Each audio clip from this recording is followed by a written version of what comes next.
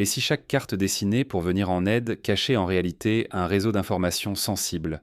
Au Burkina Faso, l'arrestation de 8 membres de l'ONG INSO fait exploser la frontière autrefois claire entre mission humanitaire et collecte de renseignements. 4 étrangers et 4 Burkinabés sont accusés d'avoir recueilli des données sans autorisation et d'avoir entretenu des liens suspects avec l'extérieur. La nouvelle a traversé la planète en quelques instants. Les médias internationaux s'interrogent, les réseaux humanitaires s'inquiètent et plusieurs gouvernements occidentaux exigent des explications officielles. Comment une telle crise a-t-elle pu éclater? Selon les autorités burkinabées, les outils saisis lors des perquisitions dépassaient largement les besoins d'une action humanitaire classique. Pour le gouvernement, l'aide n'a pas besoin de passer par des canaux secrets ni de dresser des cartographies confidentielles. Cette affaire expose une gêne profonde. Qui décide de ce qui relève de l'aide et de ce qui touche au contrôle stratégique? La limite doit-elle être fixée par les bailleurs internationaux ou par l'État qui accueille? Derrière cette question brûle un enjeu fondamental, la confiance dans l'action humanitaire. Si chaque collecte d'informations devient suspecte, comment garantir l'accès aux personnes en danger? Mais si, à l'inverse, les États perdent tout contrôle sur la circulation des données stratégiques, leur souveraineté n'est-elle qu'une illusion? Ce bras de fer dépasse de loin un simple dossier judiciaire. Il dessine les contours d'un avenir où la technologie transforme chaque intervention en possible outil de surveillance. Où se situe désormais la vraie frontière entre secours et contrôle? Pour comprendre comment, au Burkina Faso, l'aide humanitaire est devenue le nœud d'un affrontement autour de la souveraineté et des données, il faut plonger dans les coulisses de cette affaire explosive. Tout commence par une arrestation discrète, un matin ordinaire à Ouagadougou. Mais derrière les portes closes, les enjeux s'accumulent et les versions s'opposent. L'affaire Anso ne jaillit pas du néant. Elle s'inscrit dans une tendance mondiale plus profonde, où les États réévaluent la place et la portée des ONG internationales sur leur sol. Pourquoi au Sahel, une carte, une simple transmission, prend-elle soudain la dimension d'un enjeu d'État? Ce n'est pas un hasard. Depuis plusieurs années, le Burkina Faso traverse une crise sécuritaire majeure. Des groupes armés déstabilisent de vastes régions, forçant des centaines de milliers de civils à fuir, compliquant chaque intervention humanitaire. Prenons l'exemple de la région du Soum, théâtre de nombreux affrontements entre groupes armés et forces gouvernementales. Là, les ONG doivent s'adapter en temps réel. Une route ouverte le matin peut devenir impraticable l'après-midi. Collecter et partager des informations sur ces évolutions n'est pas un luxe, mais une nécessité vitale pour éviter des embuscades ou des zones minées. Pourtant, chaque échange d'informations devient source de suspicion. Face à cette instabilité, les ONG, en particulier l'INSO, ont misé sur des outils numériques toujours plus avancés. Cartographie numérique, signalement géolocalisé, application d'alerte, ces solutions sont devenues vitales pour protéger les équipes et coordonner l'aide. Le terrain s'est digitalisé à marche forcée. Au Mali voisin, des ONG ont mis en place des systèmes similaires pour répondre à l'insécurité croissante, montrant que la digitalisation de l'humanitaire est un phénomène régional. Mais cette sophistication inquiète. Les autorités burkinabées surveillent froid de près l'essor de ces technologies. Désormais, chaque collecte de données doit être déclarée, justifiée et rigidement encadrée. Les logiciels employés, la nature exacte des informations, leur destination, tout doit être transparent. Car le doute s'insinue. Pourquoi cartographier des zones sensibles alors que l'accès y est restreint, voire interdit? Pourquoi certains appareils, prétendument de simples téléphones, embarquent-ils des modules de collecte de données sophistiqués? Les contrôles se multiplient. Les régulateurs découvrent des écarts entre les zones officiellement déclarées et celles réellement cartographiées. Des dispositifs dont les capacités dépassent le strict nécessaire pour l'aide humanitaire sont repérés. Et surtout, des transmissions régulières de données vers des serveurs situés hors d'Afrique de l'Ouest sont identifiées. Certaines communications sont cryptées, intensifiant la suspicion. Prenons un cas concret. Au Nigeria, en 2019, une ONG a été accusée d'avoir transféré des données sanitaires sensibles vers des serveurs européens sans autorisation. Après enquête, il s'est avéré que les données étaient anonymisées et visaient à optimiser la distribution de vaccins.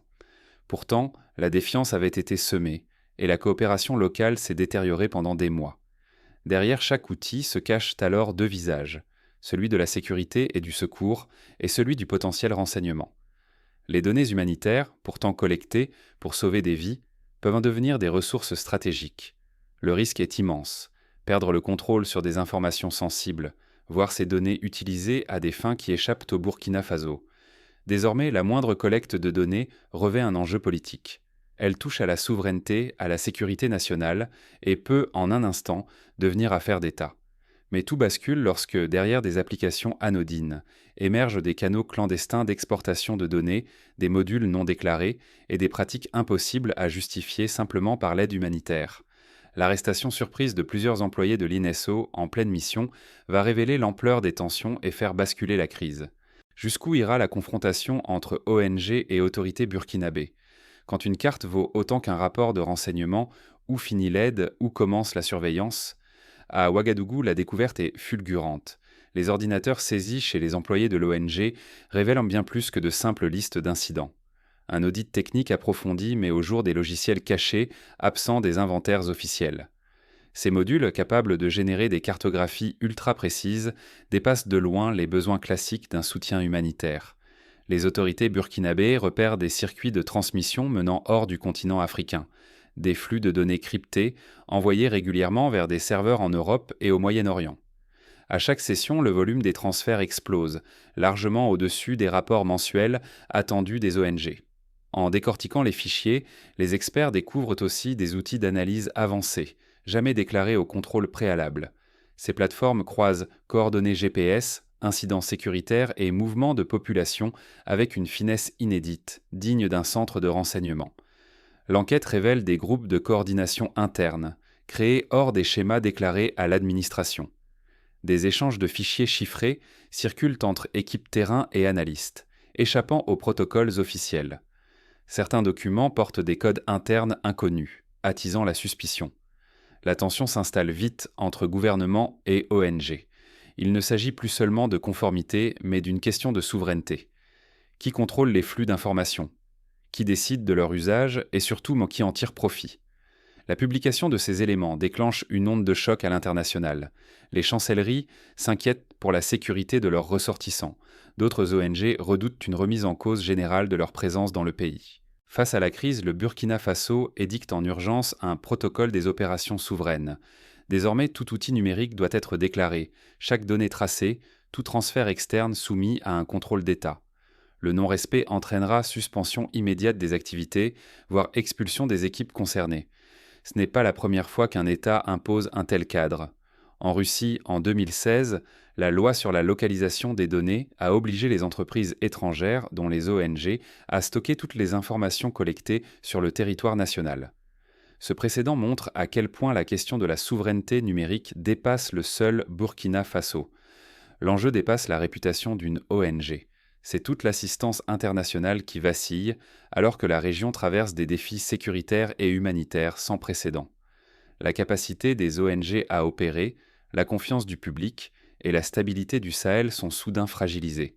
Très vite, bailleurs de fonds et partenaires régionaux expriment leur inquiétude, menaçant de revoir leur soutien. Le débat sur la souveraineté numérique s'invite au plus haut niveau. Ce bras de fer, né au Burkina Faso, prend une dimension régionale. Les règles viennent de changer et chaque acteur doit choisir son camp, préserver l'accès à l'aide ou défendre son contrôle sur l'information. Mais derrière les tensions officielles, des questions plus intimes se posent aux acteurs de terrain. Jusqu'où sont-ils prêts à aller pour continuer leur mission et à quel prix? Ce qui s'est joué ici pourrait se reproduire partout où l'aide humanitaire flirte avec la gestion de données sensibles. Un exemple historique éclaire ce dilemme. Lors du conflit au Kosovo à la fin des années 1990, la cartographie des déplacés par des ONG a suscité la méfiance des autorités serbes, qui craignaient une fuite d'informations vers l'OTAN. L'aide est devenue prétexte à des accusations d'espionnage, entravant l'accès aux populations vulnérables. Depuis l'affaire INSO, de nombreux États africains ont adopté des mesures strictes de souveraineté numérique. Leur priorité, reprendre la main sur les outils technologiques des ONG, imposer la déclaration systématique de tout dispositif de collecte et interdire tout transfert de données à l'étranger sans autorisation. Ce mouvement s'étend, du golfe de Guinée jusqu'au Sahel, une même exigence s'affirme, celle d'un contrôle national serré sur les flux d'informations humanitaires. En Côte d'Ivoire, par exemple, le gouvernement a instauré une commission de veille numérique qui vérifie chaque mois les bases de données utilisées par les ONG. En Éthiopie, une ONG internationale a vu ses activités suspendues après avoir partagé des données de déplacement sans validation officielle. Ces exemples montrent que le contrôle étatique devient la norme et que la moindre entorse peut entraîner une sanction immédiate.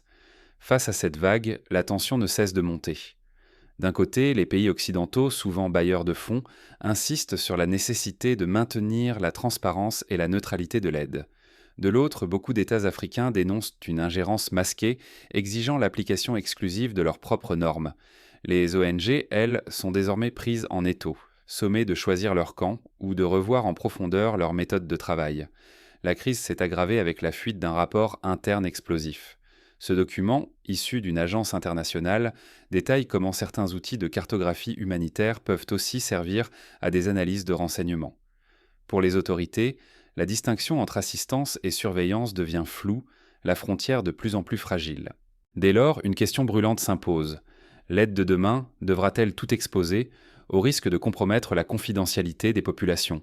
Ou, à l'inverse, verra-t-on se multiplier des pratiques souterraines où le suivi humanitaire s'effectuera discrètement, loin des regards officiels, au détriment de la transparence ? Le vrai danger est là. Chaque nouvelle crise pourrait voir l'aide paralysée, engluée dans des procédures de vérification interminables. À l'opposé, généraliser la surveillance discrète minerait la confiance dans les ONG et menacerait l'accès aux plus vulnérables. Dans les années 2010, au Soudan du Sud, des ONG ont dû cesser leur activité car les autorités exigeaient un accès complet à toutes leurs bases de données, menaçant ainsi la confidentialité des victimes de violences. Ce basculement, amorcé au Burkina Faso, prépare une redéfinition profonde des standards internationaux de l'aide. La souveraineté numérique devient une frontière inédite, transformant le périmètre de l'action humanitaire et obligeant chaque acteur à réinventer son engagement. Comment, alors, ONG et États pourront-ils s'adapter sans sacrifier ni l'efficacité ni l'éthique ? Pour certains acteurs, la solution passera par l'innovation technologique, mais d'autres misent sur la diplomatie ou la refonte des pratiques internes. Faut-il vraiment choisir entre sécurité nationale et urgence humanitaire, ou bien inventer une nouvelle alliance ? À l'ère où la technologie transforme l'aide en source de puissance, cette question devient aiguë. Car chaque innovation peut être un levier de progrès partagé, mais aussi un foyer d'opacité, voire de méfiance. Pour combattre la défiance, des ONG et des États esquissent les bases d'une gouvernance plus transparente. 4 piliers du protocole des opérations souveraines sont en train de naître. D'abord, la déclaration anticipée et détaillée de tous les outils technologiques déployés sur le terrain. Ensuite, l'obligation d'enregistrer publiquement bases de données et logiciels pour un suivi indépendant. Troisièmement, la réalisation systématique d'audits conjoints entre ONG et autorités nationales afin de garantir que la collecte de données reste fidèle au mandat humanitaire. Enfin, la création de circuits précis pour la transmission d'informations sensibles, avec des garde-fous stricts sur l'accès et la conservation des données. Des exemples concrets émergent déjà. Au Nigeria, certains consortiums humanitaires publient désormais la liste de leurs applications mobiles, ouvrant partiellement leurs archives de cartographie pour des audits partagés.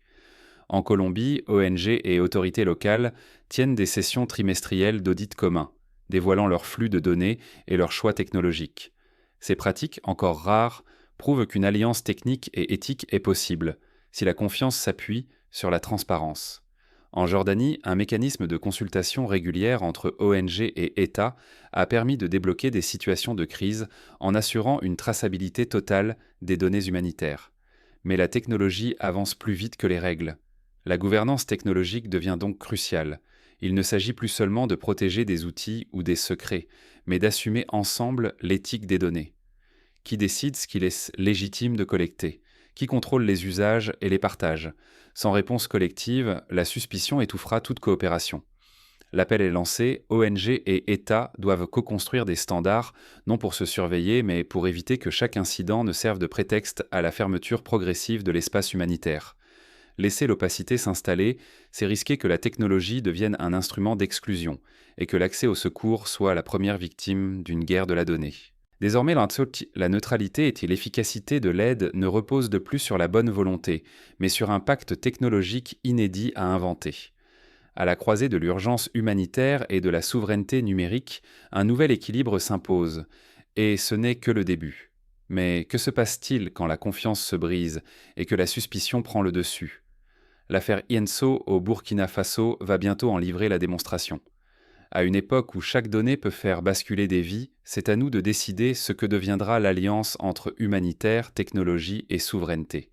Ce qui s'est passé au Burkina Faso dépasse de loin la simple arrestation de membres d'une ONG. Nous sommes à un croisement. Désormais, la confiance dans l'aide dépend de la façon dont nous gérons une ressource invisible, mais vitale, la donnée.